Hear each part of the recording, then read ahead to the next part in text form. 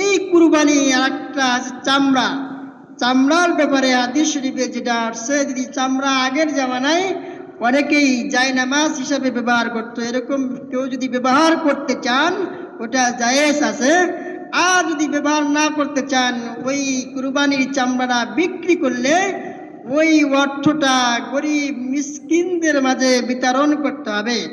হাদিস শরীফের ভিতরে এটাও আছে, যেই টাকা বিক্রি করা হবে ওই টাকাই ফকির মিসকিনকে দেওয়া ভালো। কথার কথা, একটা চামড়া যদি 1000 টাকা বিক্রি করা হয়, 1000 টাকা যদি নোট হয়, যদি আপনি দুইজনকে দেন 500 করে, তাহলে ভাঙতি করে দেওয়া যায়। তবে উত্তম পন্থা হলো ওই 1000 টাকা একজনকেই দিয়ে দেওয়া, এটা হলো সবচাইতে উত্তম।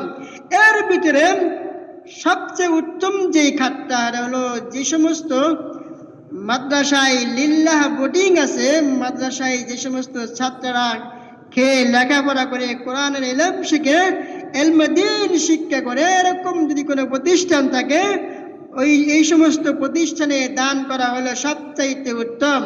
এখানে দান করলে আপনি দান করার একটা সব পাবেন, আর একটা সব সদকায়ে জারিয়ার সব পাবেন। সেটা হলো আপনার অর্থ খেয়ে যে সমস্ত গরিব অসহায়রা আল্লাহ রাব্বুল আলামিনের ইলমে দ্বীন শিক্ষা করবে, যতদিন পর্যন্ত ওই ছাত্র ওই অর্থ খেয়ে ইলম শিক্ষা করবে, সে আরেকজনকে শিক্ষা দিবে, সে আরেকজনকে শিক্ষা দিবে।